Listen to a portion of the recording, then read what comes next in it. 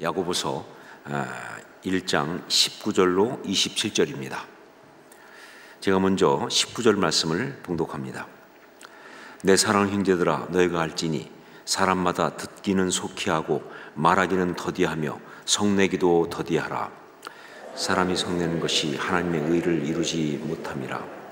그러므로 모든 더러운 것과 넘치는 악을 내버리고 너희 영혼을 능히 구원할 바 마음에 심어진 말씀을 온유함으로 받으라. 너희는 말씀을 행하는 자가 되고 듣기만 하여 자신을 속이는 자가 되지 말라. 누구든지 말씀을 듣고 행하지 아니하면 그는 거울로 자기의 생긴 얼굴을 보는 사람과 같아서 제 자신을 보고 가서 그 모습이 어떠했는지를 곧 잊어버리거니와. 자유롭게 하는 온전한 율법을 들여다보고 있는 자는 듣고 잊어버리는 자가 아니요 실천하는 자니 이 사람은 그 행하는 일에 복을 받으리라. 누구든지 스스로 경건하다 생각하며 자기 혀를 재갈 물리지 아니하고 자기 마음을 속이면 이 사람의 경건은 헛것이라. 함께 읽습니다. 하나님 아버지 앞에서 정결하고 더러움이 없는 경건은 곧 고아와 과부를 그 환난 중에 돌보고 또 자기를 지켜 세속에 물들지 아니하는 그것이니라. 아멘. 제가 한 기독교 신문, 미주에 있는 기독교 신문 거기에 실린 칼럼을 본 적이 있습니다. 어떤 목사님이 쓴 칼럼인데 거기서 그 목사님은 자신이 목회하는 교회의 한 장로님 이야기를 가지고 글을 쓰고 있었습니다. 그 장로님이 결혼 정년기에 딸이 있었어요. 그래서 이제 교회 안에서 사익감을 이제 고르게 되는데, 그런데 그 중에 한 청년을 봤어요. 근데 이 청년이 정말 괜찮은 거예요. 일단 하여간 신앙이 너무 좋은 거예요. 기도도 그렇게 뜨겁게 할 수가 없어요. 찬양할 때는 뭐 거의 보좌 앞까지 올라가는 그런 그 뜨거움과 참 그걸 보면서 젊은 사람이 저렇게 예배 때마다 빠지지 않고 저렇게 열심히 기도하고 참 귀하다. 그래서 하여간 저 청년이다.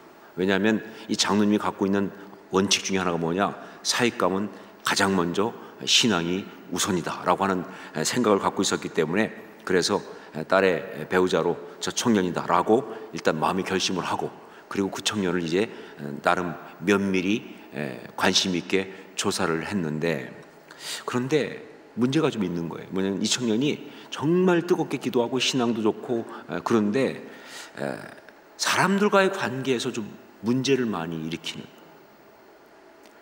말 그대로 영어로 트러블 메이커, 트러블 메이커라는 걸 보게 됐습니다.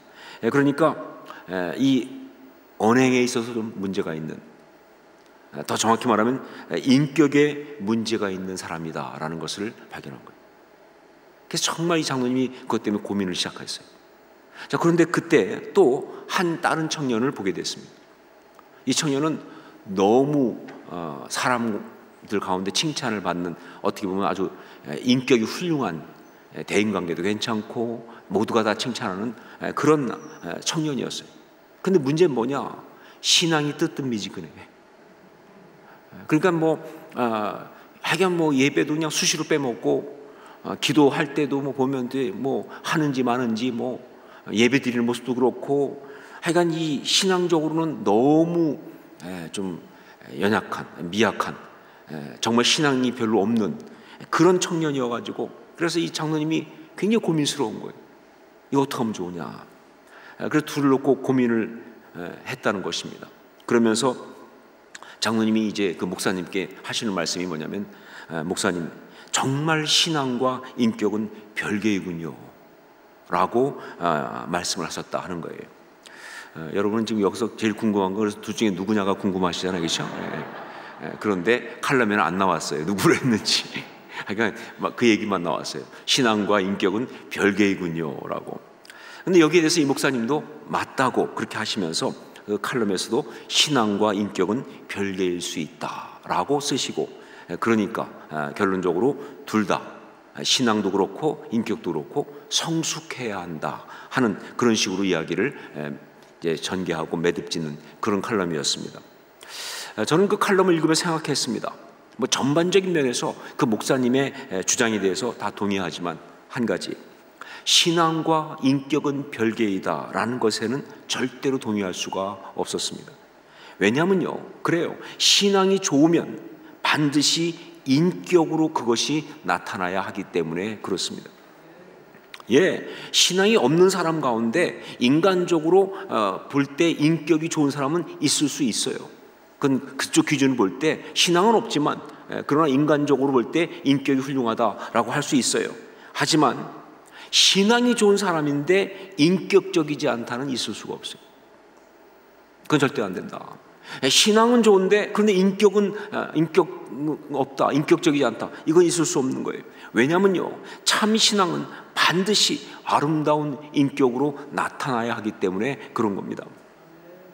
여러분, 구약의 선지서 가운데 대표적인 구절이라고 꼽는 구절이 하나 있어요. 그러니까 구약의 그 많은 대선지서, 소선지서 다 나오는데 그 중에서 대표적 구절이라고 꼽는 그것이 바로 미가서 6장 6절로 8절 말씀입니다. 이 미가서 6장 6절 8절, 이거는 일종의 질문과 그리고 대답의 형식을 빌어서 나온 것인데 진짜 신앙이 무엇인지, 왜냐하면 선지자들은 바로 어떤 사람이냐, 그 율법을, 그 정신을 지금 우리의 삶 속에서 진짜 신앙으로 다시 드러내야 한다는 걸 주장하는 사람이 선지자예요. 그렇기 때문에 이것은요, 이 질문과 대답 형식을 가지고 진짜 신앙이 무엇인지를 정확하게 말하고 있는 그거기 때문에 이게 바로 선지자들의 대표적 구절이다라고 하는 겁니다. 자, 그럼 미가서 6장 6절로 8절 말씀을 한번 같이 읽도록 하겠습니다. 함께 읽습니다. 내가 무엇을 가지고 여호와 앞에 나아가며 높으신 하나님께 경배할까? 내가 번제물로 일련된 송아지를 가지고 그 앞에 나아갈까? 여호와께서 천천의 수양이나 만만의 강물 같은 기름을 기뻐하실까? 내 허물을 위하여 내 맏아들을, 내 영혼의 죄로 말미암아 내 몸의 열매를 드릴까?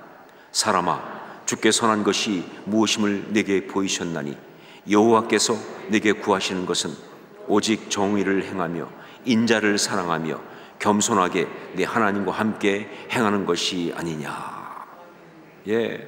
진짜 신앙은 엄청난 열심과 헌신으로 하나님께 기가 막힌 제사를 드리는 것, 즉 율법에 나온 그대로 정확하게 일련된 그 송아지를 번제물로 드리며, 그러니까 율법에 나온 그대로 정확하게 하며, 근데 그 정도가 끝이 아니라 정말 그 이상 더 열심을 내 가지고 아예 수천 수억 마리의 수양을 갖다가 번제물로 바치며, 또 그러면서 막 정말 이 여호와께 제사 드릴 때는 기름을 올려드리는데 그 기름을 강물처럼 그렇게 넘치게 그렇게 올려드리거나, 심지어 자기의 죄를 자복한다고 하면서 정말 얼마나 철저하냐면 자기의 맏아들을, 그 몸의 열매를 갖다가 번제로 드리는 그런 일을 한다 할지라도, 여기에서 이 선지자는요, 과장법을 가지고 굉장히 강력하게 표현을 하면서,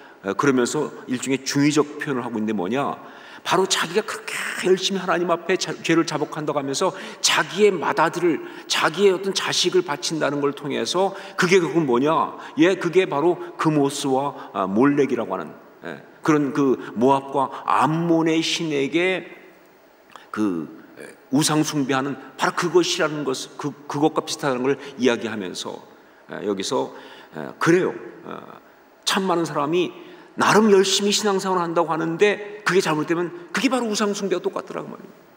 그걸 갖다가 아주 굉장히 꼬집고 있는, 중의적으로 그런 표현을 쓰고 있어요. 자, 그런 식으로 그렇게 열심히 정말 기가 막힌 제사를 드린다고 해도 그게 하나님께서 원하시는 것이 아니라는 거예요. 정말 하나님께서는 이미 말씀하신 대로 무엇을 원하시는지를 말씀하셨는데, 그건 바로 우리 하나님 원하시는 그 선한 것, 그건 바로 뭐냐, 정의를 행하며 인자를 사랑하며 겸손하게 내 하나님과 함께 행하는 것, 즉 참된 신앙, 그 인격으로 사는 것, 그거라는 거예요. 무슨 기가 막힌 제사를 드리고 그 무슨 기가 막힌 어떤 종교 행위를 하는 것이 아니라 바로 하나님이 원하시는 그런 인격으로 살아가는 것, 바로 그것이다 라고 하셨다는 거예요. 여러분, 이 미가서 6장 6절로 8절이 왜 참신앙을 갈파했던 선지자들의 대표적인 말씀인 줄 아시겠습니까? 종교가 아닌 신앙이 무엇인지를 정확하게 말하고 있으니까.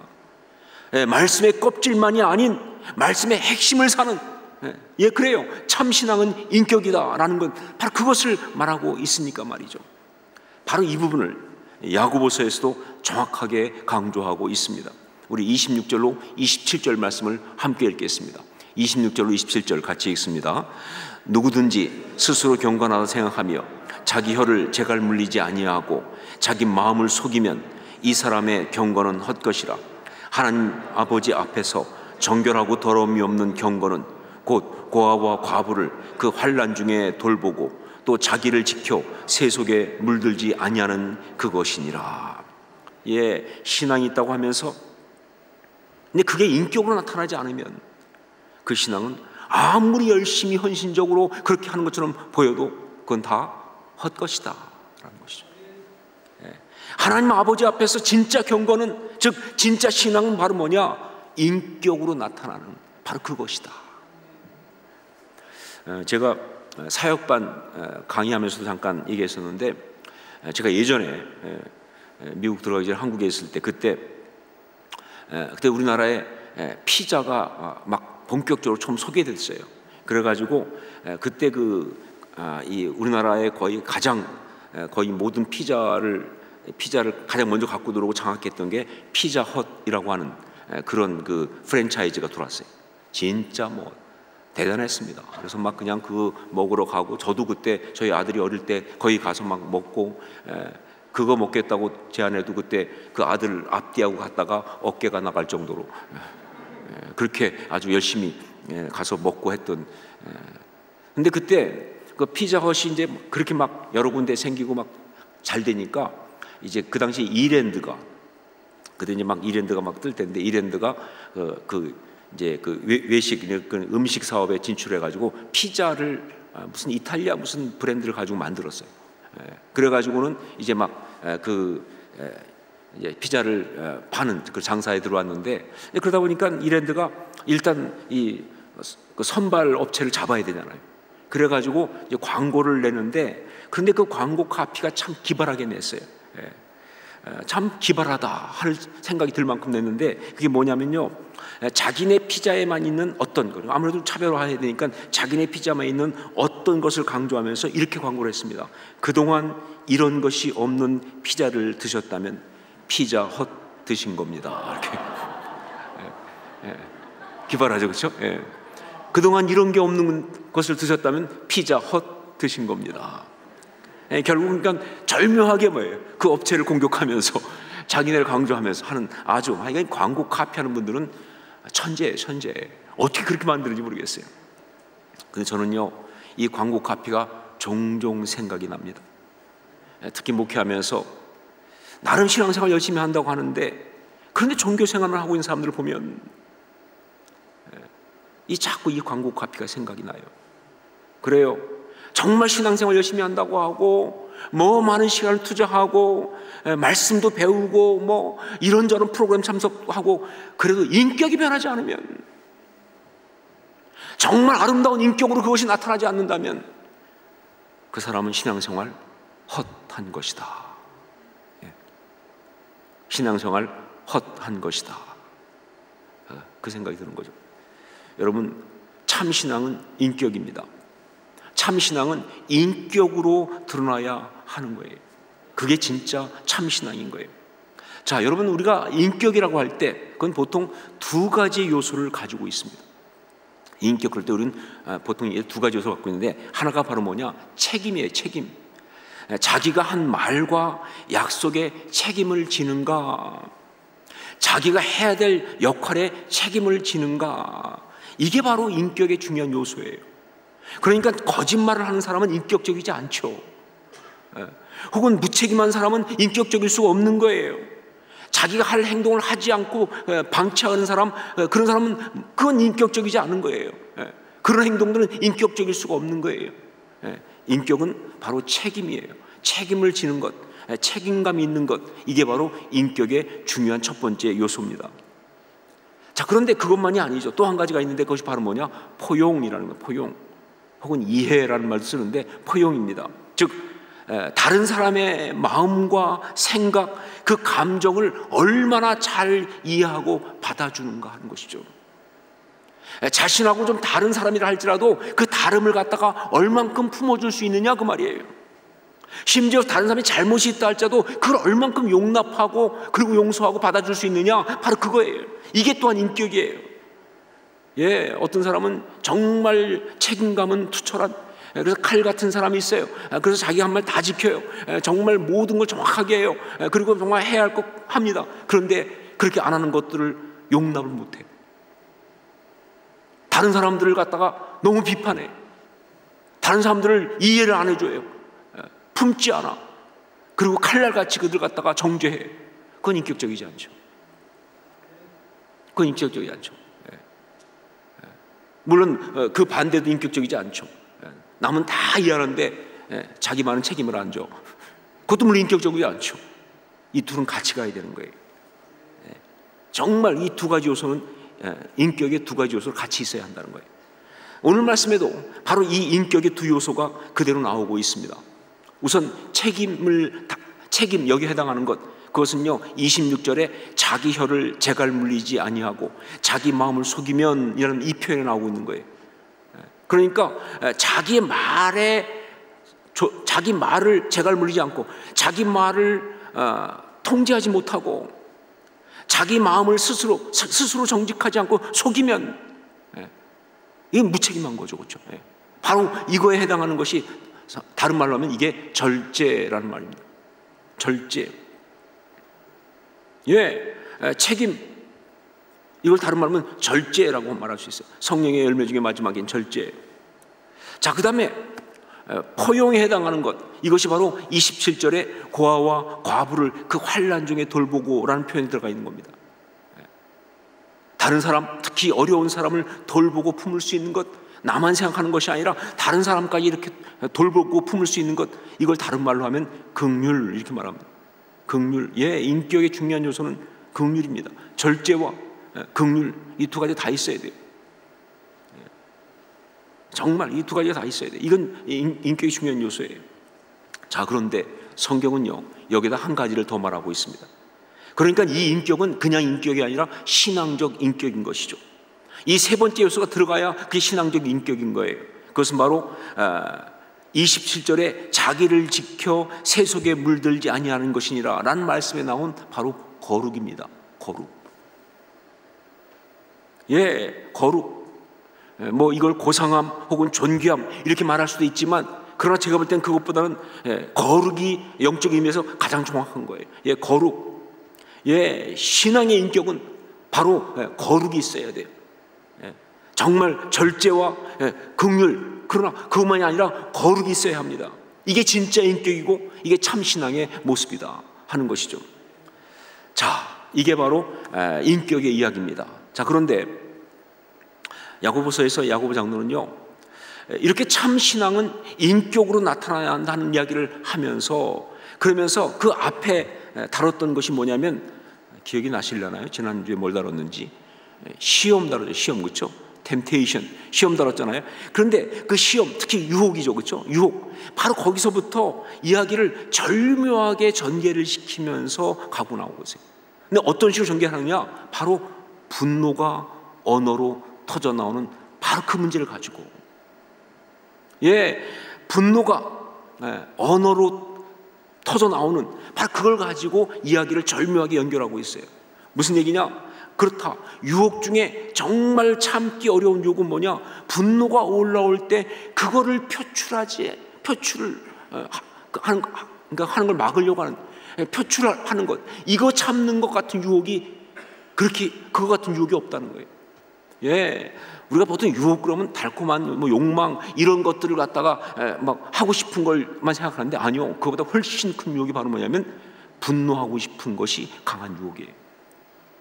화났을 때 소리 지르고 싶은 거예요. 화가 나면 저주하고 싶은 거예요. 욕하고 싶은 거예요. 심하면 다 때려 부수고 싶은 거예요. 이것도 아주 무서운 유혹이죠. 정말 템테이션 중에서 우리 모두에게 어떻게 보면 가장 일반적이면서 그리고 가장 심각한 템테이션, 그것이 바로 분노다 라는 걸 가지고 하면서 이 이야기를 이렇게 인격과 연결시키고 있어요. 왜냐하면요, 여러분, 결국은 이 분노의 이 유혹을 이기지 못하고 이걸 갖다가 언어로 표출하는, 그래서 그 화를 입으로 내뿜는, 그래서 정죄하고 욕하고 비난하고 막 그렇게 어떤 그런 다른 사람을 갖다 공격하고 막 이렇게 하는, 이거는 정말 인격적으로 심각한 문제가 된다는 것이죠. 이건 진짜 인격이 온전하지 못하는 걸 드러내는 아주 심각한 문제가 된다는 거예요. 왜냐면요, 이것은요, 일단 절제가 되지 못하는 거잖아요. 이건 절제가 안 되는 거예요.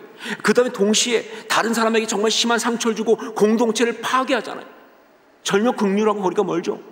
다른 사람을 죽이는 살인과 같은 거죠. 그러면서 이것은요, 정말 거룩하지 못하다. 이건 거룩하지 못하다. 추하다. 자, 이 분노의 문제, 이 분노를 언어로 표출하는 것, 여러분, 이것은 그러니까 우리 신앙의 사람들에게 있는 가장 심각한 도전이다 라고 볼 수가 있는 겁니다. 여러분, 제가 볼 때 여기 있는 사람 중에서 분노가 없는 사람은 한 명도 없는 것 같아요. 표정 관리하지 마세요. 다 보이니까. 아닌 척해도 다 분노가 있어요. 그러니까 사실 분노로부터 자유로울 수 있는 사람은 아무도 없어요. 그렇기 때문에 여러분, 참신앙은 뭐냐? 우리에게 있는 참신앙은 뭐냐? 그 분노를 어떻게 다룰 것인가? 여기에 달려있는 거예요. 그 분노를 어떻게 다룰 것인가? 이게 정말 중요한 거예요. 우리 19절 20절 말씀을 함께 읽겠습니다. 19절 20절 같이 읽습니다. 내 사랑하는 형제들아, 너희가 알지니 사람마다 듣기는 속히 하고 말하기는 더디하며 성내기도 더디하라. 사람이 성내는 것이 하나님의 의를 이루지 못함이라. 제가 모두가 분노로부터 자유롭지 못하다고 말씀드린 이유는요, 이 우리 안에 일어나는 이 분노, 이건 사실은 어떻게 일어나는 거냐면요, 우리 속에 있는 상처 때문에 일어나는 감정이거든요. 이건 꼭 뭐 같으냐면요, 우리가 어떤 그런 이 감염되잖아요, 병균에. 그러니까 뭐 인펙션, 그러니까 감염이 오면요, 열이 납니다. 편도선 감염돼도 열 나고, 뭐 하여간 뭐 몸에 종기가 나도 열이 나고, 그러니까 감염이 되면 열이 나요. 딱 그거와 같아요. 그래서 상처가 우리 안에 작동되기 시작하면 분노가 올라오는 거예요. 그러니까 분노는 상한 감정의 어떤 그런 그 부수적으로 일어나는 어떤 그런 감정들이에요. 그건 그 현상이에요. 그렇기 때문에 분노가 없을 수가 없어, 사람이. 만약 그 사람이 정말 전혀 상처를 받은 일이 한 번도 없고, 그리고 지금도 전혀 상처가 없이 살아가는 그런 사람이 아니라고 한다면, 근데 그런 사람이 누가 있겠어요, 그렇죠? 그러니까 모두가 다 분노가 있을 수밖에 없어요. 그러니까 여러분, 절대로 여기서 나는 분노하지 않겠다 라고 결단하는 것은 다 쓸데없는 짓이다. 아니, 분노하지 않겠다고 한들 분노가 없냐 그 말이. 다 분노가 해당되는데, 이거는 바른 기도가 아니에요. 바른 결단이 아니에요. 그러니까 정말 바른 건 뭐냐? 분노가 올라올 수 있어요. 그때 그걸 어떻게 처리할 수 있냐, 이게 중요한 거예요. 이게 신앙의 싸움이고, 이것이 바로 신앙의 능력입니다. 분노를 어떻게 처리할 것인가, 이게 신앙의 싸움이고, 이게 신앙의 능력이에요. 자, 분노, 그게 무엇과 같은가 라고 생각하다가 좋은 비유가 하나 떠올랐습니다. 분노가 올라오는 것, 이게 이렇게 된 것은 사실 분노란 말을 또 다르게 말하면 분뇨 아니에요, 그렇죠? 그래서 사실은 떠오른 거기도 해요. 이게 분노는 뭐와 같으냐? 마치 우리가 음식을 잘못 먹었을 때 그때 배탈이 나면서 설사가 나는 것과 참 같다 하는 생각을 해본 거예요. 비유가 좀 지저분하긴 하지만 굉장히 공감이 된다 하는 거예요. 제가 미국에서 목회할 때 한 번은 어떤 성도님이 자기 집에 저를 신방을 요청했어요. 근데 이분이 굉장히 좀 성공한 분이어가지고, 그래서 집이 산 꼭대기에 있는 저택이더라고요. 그래서 이제 거기에 저를 초청해가지고 신방도 받고 이제 저녁도 대접하고 한다 그래서 정말 차를 몰고 꼬불꼬불 산길을 올라서 집까지 갔어요. 그분이 그날 저를 대접한다고 정말 신경을 써가지고 그냥 진짜 한상 가득히 해산물을 이렇게 딱 준비했어요. 회를 그것도 딱 준비해가지고 그래가지고 대접을 했는데, 제가 이 해산물, 특히 날 생선을 먹으면 자칫 잘못하면 우리 부산 난곳방언으로 아다리가 되면 그러면 아주 굉장히 배탈이 심하게 납니다. 장이 좀 약해요. 그래가지고 어떤 때는 괜찮은데 어떤 때는 정말 아다리가 되면 굉장히 좀 배탈 나고 설사가 나는 그런 건데, 그날 아다리가 됐어요. 그래서 일단 그 집에서 이제 이렇게 신방하고 나서 식사를 할 때까지는 잘 먹었어요. 버텼는데, 그리고 이제 끝나고 이제 인사하고 나오는데 딱 봐서 이제 문제가 터진 거예요. 그래가지고 차를 몰고 나오는데 그 집이 또 꼬불꼬불 산후에 있잖아요. 그러니까 내려오는 길도 꼬불꼬불 하는데 이건 뭐 정말 식은 땀이 나고 정신이 없는 거예요. 이 복통이 나니까 막 이게 막 설사가 나오려고 그러고 막 진짜 길도 캄캄하지만 앞도 캄캄했다. 그래가지고 그냥 근데 뭐가 있어야 뭐 화장실 가죠. 그렇다고 이 점잖은 체면을 차세우고 중간에서 어디 할 수도 없고 말이죠. 그래가지고 그냥 차를 몰고 하여간 막 그 꼬불꼬불한 길을 정신없이 와가지고, 그래서 딱 밑에까지 딱 내려오니까 거기에 이제 스튜디오 셀이라는 곳인데 가보니까 거기에 가스스테이션, 주유소가 나 있더라고요. 근데 보통 미국은 주유소에 화장실들이 있거든요.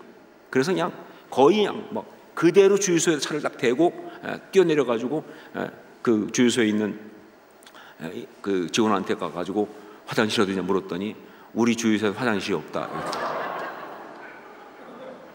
야, 그 순간 정말 나는 정말 더 이상 참을 수 없는 순간인데, 그래가지고 다시 막 초인적 힘을 동원해서 참고 다시 차를 몰고 팍 달려가지고 가다 보니까 이제 쇼핑몰에 큰 이런 마트가 있더라고요. 그러니까 아주 굉장히 큰 데요. 그래서 보통 마트에는 화장실이 있으니까, 그래가지고 딱 차를 내리고 뛰어내려가지고 마트 들어갔어요. 그래가지고 앞에 그냥 입구를 딱 들어가서, 왜냐면 보통 마트들은 화장실이 저 끝에 있어요. 그러니까 입구에서부터 끝에까지 그냥 뭐 어디 화장실이냐도 저기래. 그래서 그냥 그대로 그냥, 근데 얼마나 마트가 큰지 그 걸어가는 동안 정말 너무 힘들었어요. 그래서 겨우겨우 걸어가지고 딱 가서 화장실 가려고 했더니 그 마트 화장실은 코인을 집어넣어야 열리는 화장실이야. 그래가지고 그냥 거기서 다시 돌이켜가지고 앞에 입구에 와야 코인을 바꾸니까 그걸 다시 걸어와서 거의 막 죽기 직전이었어요. 와가지고 코인을 달라고 그래가지고 들고 다시 갔잖아요. 가가지고 코인을 넣고 딱 들어갔더니 안에 그 변기에 딱 테이프가 붙어 있으면서 고장. 소변기는 쓸 수 있지만 변기를 쓸 수 없는 거예요. 야, 이건 정말 거의 그때 거의 전 순교할 뻔했어요. 그래도 하여간 버텨가지고 다시 나와가지고, 그래서 또 차를 몰고 이제 그다음에 가다가 이제 그때 저희 교회 있는 근처에 식당 있는 곳까지 왔어요. 그럼 교회인들까지 온 거야. 해가지고 그래서 거기서 차를 딱 세우고, 그건 아는 식당이니까. 그래서 그 식당 들어가자마자 입구에서부터 그냥 바로 그냥 바람처럼 날라서 화장실로 가서 정말 감사하게 아슬아슬하게 해결을 했던 기억이 있습니다. 나중에 그 식당에 있었던 그 교회 권사님이 계셨는데, 이분이 나중에 그러더라고요. 갑자기 있는데 목사님 바람처럼 지나가시더라고요. 근데 얼굴 표정이 보통 장난이 아니더라는 거예요. 그렇죠. 뭐 상황이 심각하니까. 정말 거의 죽을 뻔했습니다. 여러분, 분노가 일어나는 것은요, 이렇게 복통에 설사가 나오려고 하는 것과 같이 참기 어려운 상황일 수 있어요. 그런데 여러분, 이 비유가 말해주고 있는 더 중요한 건 뭐냐? 그래도 이 이야기는요, 그래도 힘들었지만 참고 화장실에 가서 해결을 했으니까 망정이지. 만약에 중간에 터졌으면 그러면 전 여기서 말 못하죠. 이건 정말 이야기는 완전히 다른 스토리가 되는 것이다. 정말 제 스스로 너무 이건 생각할 때마다 식은땀 나는 부끄러운 그런 이야기가 될 수밖에 없는 것이다. 그래요. 분노를 참는 것, 그것도 참 고통스럽고 어렵지만, 그러나 그 분노가 참지 못하고 터져 나오는 것은 완전히 다른 얘기입니다. 이건 정말로 수습하기 쉽지 않은 참사가 된다는 것이죠. 여러분, 우리 신앙인에게 분노는 바로 그런 것입니다. 분노가 일어나는 것을 참 피할 수 없지만, 그러나 우리는 반드시 그것이 우리 입으로 나오기 전에, 표출되기 전에 막아야 되는 거예요. 무조건 억압한다고 되는 건 아니겠죠. 하지만 말이죠, 안전하게 표출될 수 있도록 그렇게 절제를 해야 합니다. 만약 그러지 못하고 이게 그냥 터져 나오게 되면요, 우리 인격은 그야말로 엉망이 되는 거예요. 우리의 신앙은 추악의 타락을 하는 겁니다. 아니면 그 신앙은 가짜죠. 이건 너무 구체적이다, 무슨 너무 사소한 거 아니냐, 뭐 그 많은 것 중에서 분노 하나를 이렇게 다룬다는 게 이게 너무 좀 구체적이고 너무 사소한 얘기 아니냐, 그렇게 생각할 수 있지만, 여러분, 야고보 장로는요, 참 신앙은 인격이라는 명제를 던지면서 그 많은 것 중에 특별히 이 분노의 문제, 특히 분노를 언어로 표출하는 바로 그 문제를 이야기하고 있는 이유는 뭐냐? 그게 바로 우리의 실상이기 때문에 그런 거예요. 그리고 무엇보다 영적으로 마귀가 우리를 공격하는 가장 주된 공격이기 때문에 그런 겁니다. 여러분, 잘 아시는 말씀이 있죠? 에베소서 4장 26절 27절, 분을 내어도 죄를 짓지 말며 해가 지도록 분을 품지 말고, 그러면 어떻게 했어요? 마귀에게 틈을 주지 말라. 딱 집어서 말하지 않습니까? 분노의 문제는 마귀의 영적 공격에 주된 것이다. 그렇다면 우리가 어떻게 하면 이 분노가 언어로 표출되는 것을 막을 수 있을까요? 어떻게 하면 이 분노가 언어로 표출되는 걸 막을 수 있을까요? 어떻게 하면 그래서 우리가 정말 이 아름다운 인격 참신앙을 지킬 수 있을까요? 그 분명한 답을 야고보 장로님은 아주 확실하게 주고 있습니다. 우리 21절을 함께 읽도록 하겠습니다. 21절 같이 읽습니다. 그러므로 모든 더러운 것과 넘치는 악을 내버리고 너희 영혼을 능히 구원할 바 마음에 심어진 말씀을 온유함으로 받으라. 바로 뭐예요? 말씀입니다. 말씀. 참신앙을 나타내는 인격을 위해서 우리 속에서 올라오는 그 분노, 정말 그것을 절제하고 그걸 잘 처리할 수 있는 유일한 길이 있다면, 어떻게 본다면, 정말 주된 길이 있다고 한다면 그건 바로 말씀밖에 없어요. 여러분, 분노는 감정입니다. 그것도 속이는 감정이에요. 그렇기 때문에 하나님의 사람으로서 그 감정을 통제하고 그 감정을 이겨내려고 한다면요, 기록된 말씀밖에 없어요. 마치 우리 예수님께서 시험당하실 때, 유혹받을 때 말씀으로, 기록된 말씀으로 이기신 것처럼 말이죠. 말씀밖에 없다 하는 거예요. 자, 그런데 여기서 여러분 혹시 좀 갸우뚱할 수 있습니다. 말씀이 정말 그렇게 분노를 이기고 인격을 지켜낼 수 있는 것인가? 왜냐하면 자기를 봐도 그렇고요, 또 주변을 봐도 그렇고요, 말씀을 잘 알고 있는 사람인데, 말씀에 익숙한 사람인데 불구하고 전혀 분노를, 그 말씀을 다스리지 못하는 사람이 너무 많거든요. 아니, 그 정도가 아니라 어떤 사람은 아예 뭐예요? 말씀으로 분노하시는 분이 있어요. 그 말씀 가지고 분노하고 저주하고 정죄하는 사람도 있단 말이에요. 그거 어떻게 된 거냐? 여러분, 그것은요, 말씀이 제대로 역사하지 못해서 그렇습니다. 그런 경우는 진짜 그 사람에게 있는 건 진정한 말씀이라고 볼 수가 없어요. 그건 그냥 뭐예요? 성경 지식일 뿐이다. 여러분, 말씀이 제대로 역사하면요, 진짜 말씀이 되면 그 말씀은 분노를 잡습니다. 그리고 그 말씀은 아름다운 인격을 지켜내는 거예요. 이게 진짜 말씀이에요. 자, 그렇다면 말씀이 그렇게 역사하기 위해서는 그럼 어떻게 해야 되는가? 여기서 야고보 장로의 정말 탁월한 조언이 또 나옵니다. 그야말로 환상적이라고 말할 수밖에 없는, 야고보 장로의 탁월한 조언이 나옵니다. 그 구체적인 것은 다음 주에 나누도록 그렇게 하겠습니다. 좀 참을 줄도 알아야 돼요. 기대하십시오.